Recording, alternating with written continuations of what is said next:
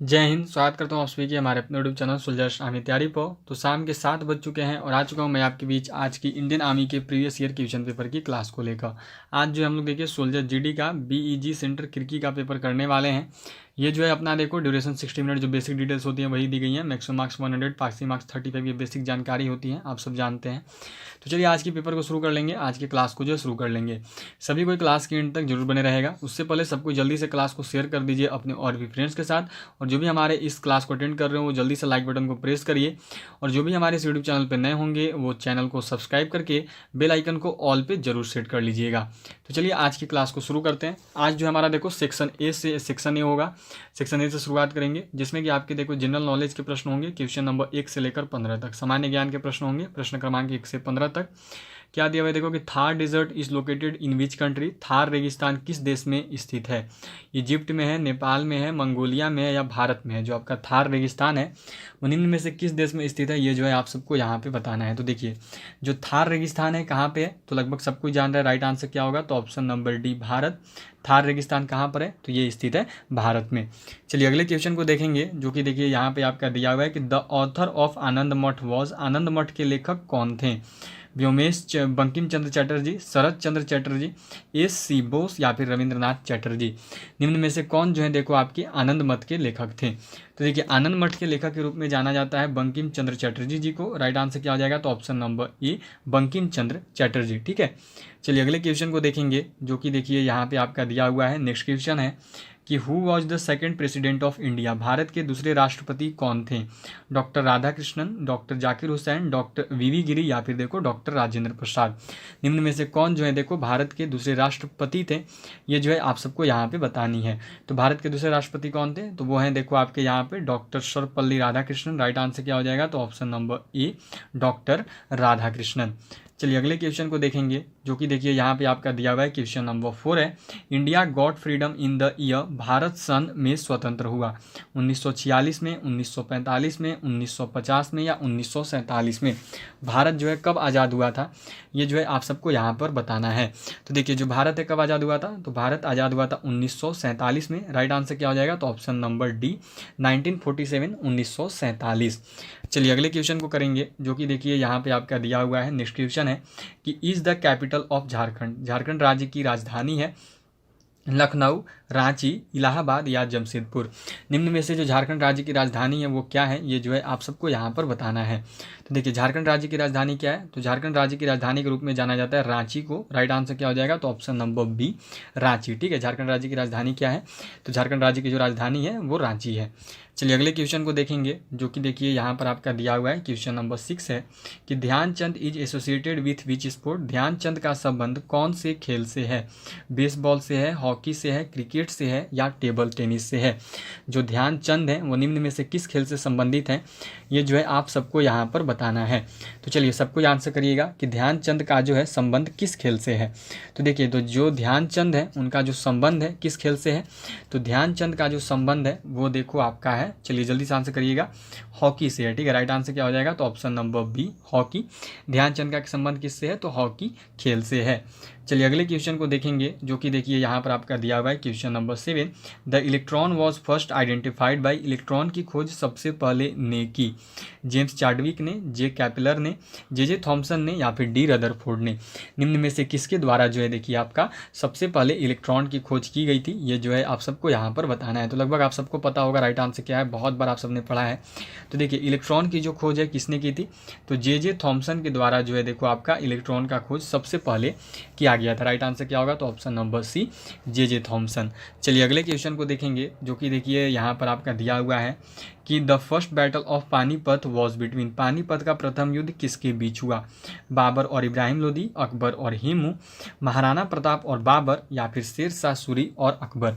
निम्न में से किसके किसके बीच जो है देखो आपका पानीपत का प्रथम युद्ध हुआ था, ये जो है आप सबको यहाँ पर बताना है। तो देखिए पानीपत का प्रथम युद्ध किसके किसके बीच हुआ, तो पानीपत का जो प्रथम युद्ध है ये हुआ था देखो आपका बाबर और इब्राहिम लोदी के बीच में। राइट आंसर क्या हो जाएगा? तो ऑप्शन नंबर ए बाबर और इब्राहिम लोदी। चलिए अगले क्वेश्चन को देखेंगे, जो कि देखिए यहाँ पे आपका दिया हुआ है। क्वेश्चन नंबर 9 है कि which is the largest bird in the world, विश्व का सबसे बड़ा पक्षी कौन सा है। मोर है, शुतुरमुर्ग है, अल्बर्ट्रोस है या फिर ईमू है। निम्न में से विश्व की सबसे बड़ी पक्षी कौन सी है, ये जो है आप सबको यहाँ पर बताना है। तो देखो विश्व की सबसे बड़ी पक्षी कौन सी है, तो विश्व की जो सबसे बड़ी पक्षी है वो है आपका ऑप्शन नंबर बी, ऑस्ट्रिच। इस क्वेश्चन का जो राइट आंसर है वो है आपका ऑप्शन नंबर बी, ऑस्ट्रिच। जिन्होंने अभी तक क्लास को सेशन को लाइक नहीं किया वो जल्दी से लाइक बटन को प्रेस करिए, उसके साथ साथ शेयर करिए अपने और भी फ्रेंड्स के साथ, और जो भी हमारे इस यूट्यूब चैनल पर नए होंगे वो चैनल को सब्सक्राइब करके बेल आइकन जरूर प्रेस कर लीजिएगा। तो ऑस्ट्रिच हो गया। चलिए अगले क्वेश्चन को देखेंगे, जो कि देखिए यहाँ पे आपका क्वेश्चन नंबर 10 है। Delhi is located on the banks of each river, Delhi किस नदी के तट पर स्थित है, यमुना, सरयू, गंडक या गोमती। चलिए सबको बताइएगा राइट आंसर क्या होगा। दिल्ली जो है किस नदी के तट पर स्थित है, ये जो है आप सबको यहाँ पर बताना है। तो देखो दिल्ली किस नदी के तट पर स्थित है, तो जो दिल्ली है ये देखो आपका स्थित है यमुना नदी के तट पर। राइट आंसर क्या हो जाएगा, तो ऑप्शन नंबर ए, यमुना।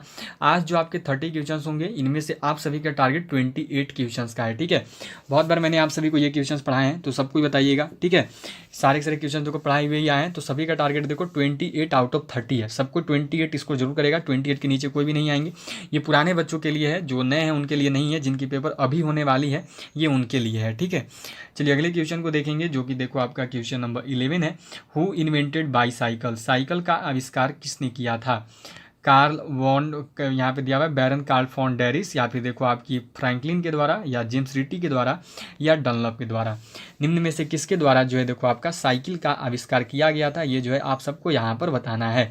तो देखिए साइकिल का जो आविष्कार है वो आपका किया गया था कार्ल वॉन डेरिस के द्वारा। राइट आंसर क्या हो जाएगा, तो option number A, Karl von Drais, ठीक है। चलिए अगले क्वेश्चन की ओर बढ़ेंगे, जो कि देखिए यहाँ पर आपका दिया हुआ है क्वेश्चन नंबर 12 है। देखो आपका कि green colour in Indian national flag signifies, Bharat के राष्ट्रीय ध्वज में हरा रंग का प्रतीक है, शूरता का, बलिदान का, सत्य का, या फिर धरती से संबंध तथा समृद्धि का। जो भारत का राष्ट्रीय ध्वज में हरा रंग है वो निम्न में से किसका संबंध है, किसके संबंध को दर्शाता है, ये जो है आप सबको यहाँ पर बतानी है। तो देखिए भारत के राष्ट्रीय ध्वज में जो हरा रंग है वो किसका प्रतीक है, तो वो प्रतीक है देखो आपका धरती से संबंध तथा समृद्धि का। राइट आंसर क्या हो जाएगा, तो ऑप्शन नंबर डी, धरती से संबंध तथा समृद्धि का जो है आपका संकेत है भारत के राष्ट्र ध्वज में उपस्थित हरा रंग। चलिए अगले क्वेश्चन को देखेंगे, जो कि देखिए यहाँ पर आपका क्वेश्चन नंबर 13 है। यह है देखो कि who among the following is also known as iron man of India, निम्न में से कौन भारत के लौह पुरुष के नाम से भी जाने जाते हैं। लाल बहादुर शास्त्री, महात्मा गांधी, सरदार पटेल, या फिर मोतीलाल नेहरू। निम्न में से किसे जो है देखिए आपका भारत के लौह पुरुष के नाम से भी जाना जाता है, ये जो है आप सबको यहाँ पर बताना है। तो देखिए भारत के लौह पुरुष के रूप में किसको जानते हैं, तो वो हो गए देखो आपके क्या होगा राइट आंसर, तो ऑप्शन नंबर सी, सरदार पटेल। जो सरदार पटेल हैं इन्हें देखो लौह पुरुष के रूप में भी जाना जाता है, आयरन मैन ऑफ इंडिया भी बोला जाता है। चलिए अगले क्वेश्चन को देखेंगे, जो कि देखिए यहाँ पे आपका दिया हुआ है क्वेश्चन नंबर 14 है कि which of the following is considered the oldest among the Vedas, निम्न में से कौन सा वेद सबसे प्राचीन है, सामवेद, यजुर्वेद, अथर्ववेद, या फिर ऋग्वेद। निम्न में से कौन सा वेद जो है ये देखो आपका सबसे प्राचीन है, ये जो है आप सबको यहाँ पर बतानी है। तो देखिए निम्न में से जो वेद सबसे प्राचीन है वो कौन सा है, तो वो है आपका देखो ऋग्वेद। राइट आंसर क्या हो जाएगा, तो ऑप्शन नंबर डी, ऋग्वेद, ये जो है सबसे प्राचीन वेद है। और सबसे नया वेद में याद रखिएगा अथर्ववेद है, ठीक है। सबसे नया या सबसे बाद का वेद बोलता है तो वो सबसे नया या सबसे बाद का वेद कौन सा है, तो आपका ये अथर्ववेद है, ठीक है। चलिए अगले क्वेश्चन को देखेंगे, जो कि देखिए यहाँ पर आपका क्वेश्चन नंबर 15 है कि is the highest mountain peak situated in India, Bharat में स्थित सबसे ऊंची पर्वत चोटी है, सतपुड़ा है, कंचनजंगा है, माउंट एवरेस्ट है, या अनेमुड़ी है। निम्न में से भारत में स्थित सबसे ऊंची पर्वत चोटी कौन सी है, ये जो है आप सबको यहाँ पर बताना है। तो चलिए सबको आंसर करिएगा। तो देखिए भारत में स्थित जो सबसे ऊंची पर्वत चोटी है वो कौन सी है, तो वो है आपकी कंचनजंगा। राइट आंसर क्या होगा, तो ऑप्शन नंबर बी, कंचनजंगा। चलिए तो 15 जीके के क्वेश्चन आपके हो चुके हैं। अब आगे बढ़ते हैं और अब जो हम लोग देखो 15 जीएस के क्वेश्चन को कवर अप कर लेंगे। तो चलिए नेक्स्ट क्वेश्चन देखेंगे, जो कि देखो आपके यहाँ पे सेक्शन बी है। इसमें क्या है देखो जनरल साइंस के क्वेश्चन हैं, क्वेश्चन नंबर 16 to 30 तक, सामान्य विज्ञान प्रश्न क्रमांक 16 से 30 तक। क्या दिया देखो, which one of the following disease is caused by virus, निम्नलिखित में से कौन सी बीमारी वायरस के कारण होती है, जुखाम, टाइफाइड, मलेरिया, या फिर हैजा। निम्न में से कौन सी बीमारी जो है देखो आपकी वायरस के कारण होती है, ये जो है आप सबको यहाँ पर बताना है। तो देखिए वायरस के कारण जो होने वाली बीमारी है वो कौन सी है, तो वो है कॉमन कोल्ड। राइट आंसर क्या हो गया, तो ऑप्शन नंबर ए, जुखाम, ठीक है। चलिए अगले क्वेश्चन की ओर बढ़ते हैं, जो कि देखिए यहाँ पे आपका दिया हुआ है। नेक्स्ट क्वेश्चन है देखो कि antibiotic penicillin is obtained from, रोग प्रतिरोधक पेनिसिलिन कहाँ से प्राप्त की जाती है? खमीर से, शैवाल से, फफूंदी से या फिर जीवाणु से। जो रोग प्रतिरोधक पेनिसिलिन है वो कहाँ से प्राप्त होता है, ये जो है आप सबको यहाँ पर बताना है। तो देखिए जो रोग प्रतिरोधक पेनिसिलिन है वो आपका प्राप्त होता है फफूंदी से, मोल्ड से। राइट आंसर क्या हो जाएगा? तो ऑप्शन नंबर सी, मोल्ड फफूंदी से जो है देखो आपका प्राप्ति होता है रोग प्रतिरोधक पेनिसिलिन का। चलिए अगले क्वेश्चन को देखेंगे, जो कि यहाँ पर देखो आपका क्वेश्चन नंबर 18 है। Blood pressure is controlled by which gland, रक्तचाप किस ग्रंथि के द्वारा नियंत्रित होता है? एड्रिनल ग्लैंड, या फिर देखो कॉर्पस लुटेम, या फिर तो ये थायराइड ग्लैंड, या फिर थाइमस। निम्न में से किसके द्वारा जो है देखो आपका रक्तचाप जो है किस ग्रंथि के द्वारा कंट्रोल होता है? तो देखिए जो रक्तचाप है, जो ब्लड प्रेशर है, वो नियंत्रित किया जाता है एड्रिनल ग्लैंड के द्वारा। राइट आंसर क्या होगा? तो ऑप्शन नंबर ए, एड्रिनल ग्लैंड। चलिए अगले क्वेश्चन को देखेंगे, जो कि देखिए यहाँ पे आपका दिया हुआ है। यह है देखो लाइटेस्ट गैस इज, सबसे हल्का गैस है H, CO2, N या फिर O, मतलब कि हाइड्रोजन, कार्बन डाइऑक्साइड, नाइट्रोजन या फिर ऑक्सीजन। कौन सा जो है यहाँ पे देखो आपका सबसे हल्का गैस है, ये जो है आप सबको यहाँ पर बताना है। तो देखिए जो सबसे हल्का गैस है वो आपका होता है हाइड्रोजन H। राइट आंसर क्या हो जाएगा? तो ऑप्शन नंबर ए, H। हाइड्रोजन जो है, जो हाइड्रोजन है ये देखो आपका सबसे हल्का गैस है। चलिए अगले क्वेश्चन को देखेंगे, जो कि देखिए यहाँ पे आपका क्वेश्चन नंबर 20 है। Which of the following is used in thermometer, thermometer में कौन सा पदार्थ प्रयोग किया जाता है? पारा, तांबा, सोना या चांदी। निम्न में से थर्मामीटर में जो है कौन सा पदार्थ प्रयोग किया जाता है, ये जो है आप सबको यहाँ पे बतानी है। तो देखिए थर्मामीटर में प्रयोग किए जाने वाला जो पदार्थ है वो कौन सा है? तो वो है आपका पारा। राइट आंसर क्या हो जाएगा? तो ऑप्शन नंबर ए, पारा। जो पारा है इसका प्रयोग देखो आपका थर्मामीटर में किया जाता है। जिन्होंने अभी तक क्लास को, सेशन को लाइक नहीं किया है वो जल्दी से लाइक बटन प्रेस करिए, उसके साथ साथ शेयर करिए अपने और भी फ्रेंड्स के साथ, और जो भी हमारे इस यूट्यूब चैनल पर नए होंगे वो चैनल को सब्सक्राइब जरूर कर लीजिएगा। चलिए तो आगे बढ़ेंगे क्वेश्चन नंबर 21, 21 नंबर सवाल पे। ये है देखो आपका कि H2O2 इस केमिकल फॉर्मूला फॉर, H2O2 का सूत्र है, किसका सूत्र है? हाइड्रोजन हाइड्राइड का, हाइड्रोजन पेरोक्साइड का, हाइड्रोजन ऑक्साइड का या फिर पानी का। सबको पढ़ाया हुआ है और बहुत बार पढ़ाया है, ठीक है। अभी जो आपका रासायनिक सूत्र वाला क्लास लिया था उसी में सबको क्लियर किया था। चलिए सबको बताइएगा कि H2O2 जो है निम्न में से किसका रासायनिक सूत्र है? तो जो H2O2 है ये देखो सूत्र है हाइड्रोजन पेरोक्साइड का। राइट आंसर क्या हो गया? तो option number B, hydrogen peroxide, ठीक है।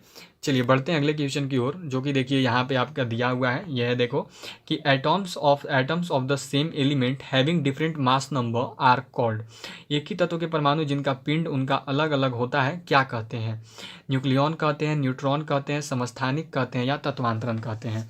तो देखिए atoms of the same element having different mass number are called, तो उनको देखो समस्थानिक बोला जाता है। राइट आंसर क्या हो जाएगा? तो ऑप्शन नंबर सी, आइसोटॉप्स समस्थानिक, ठीक है।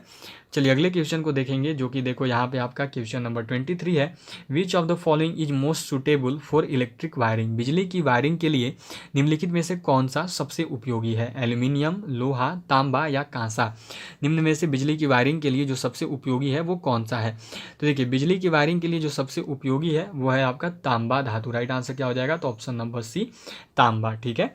चलिए अगले क्वेश्चन को देखेंगे, जो कि देखिए यहाँ पे आपका दिया हुआ है क्वेश्चन नंबर 24 है आपका। देखो ये क्वेश्चन नंबर 24 दी हुई है। Is essential in soil for plant growth, मिट्टी में पौधे उगाने के लिए का होना जरूरी है? ऑक्सीजन का, नाइट्रोजन का, कार्बन डाइऑक्साइड का या हाइड्रोजन का। निम्न में से मिट्टी में पौधे उगाने के लिए किसका होना जरूरी है, ये जो है आप सबको यहाँ पर बताना है। तो देखिए मिट्टी में पौधे उगाने के लिए जिसका होना जरूरी है वो है देखो आपका नाइट्रोजन, ठीक है। नाइट्रोजन होगा तभी जाकर मिट्टी में पौधे उगते हैं। राइट आंसर क्या हो जाएगा? तो ऑप्शन नंबर बी, नाइट्रोजन। चलिए अगले क्वेश्चन को कर लेते हैं, जो कि दिया हुआ है देखो आपका question number 25। Saliva helps in digestion of, लार के पाचन में मदद करती है? प्रोटीन के पाचन में, तेल के पाचन में, फाइबर के पाचन में या फिर चर्बी के पाचन में। तो देखिए जो आपकी सलाइवा है, जो लार है, वो तो ऐसे स्टार्च के पाचन में सहायक होती है, पर जब आपका स्टार्च ना दिया रहे तो आपको किसी और के साथ चलना होगा, और वो देखो आपका यहाँ पे होता है फैट्स, चर्बी, ठीक है। जो लार है वो आपका फैट्स के पाचन में सहायक हो जाता है। चलिए अगले क्वेश्चन को देखेंगे, जो कि देखो यहाँ पे आपका दिया हुआ है कि snakes belong to which animal class, सांप किस प्राणी वर्ग में आते हैं? कशेरुकी में आते हैं, या सरीसृप में आते हैं, या स्तनपायी में आते हैं, या फिर उभयचर में आते हैं? जो सांप हैं ये देखो आपके किस प्राणी वर्ग में आते हैं, ये जो है आप सबको यहाँ पर बताना है।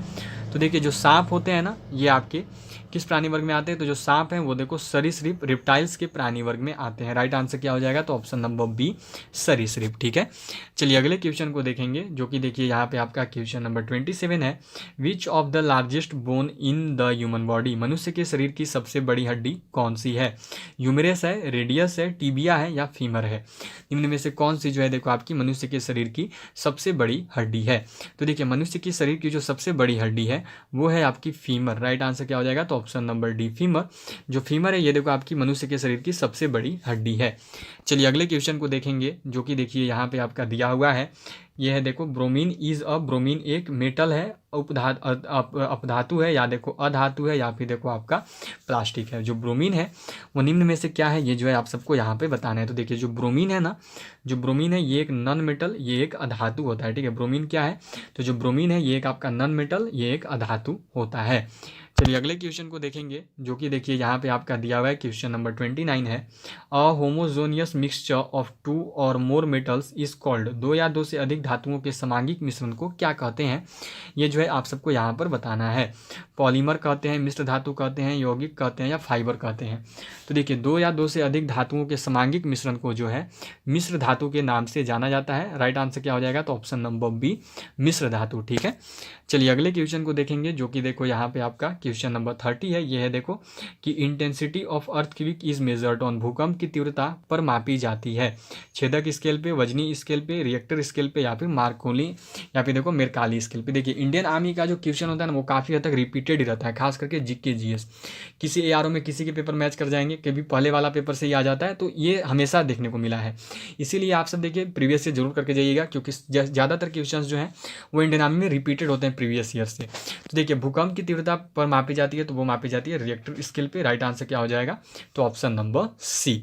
चलिए तो आज के जो है 30 क्वेश्चंस आपको करवा दिए गए हैं, ऑल ऑफ यू।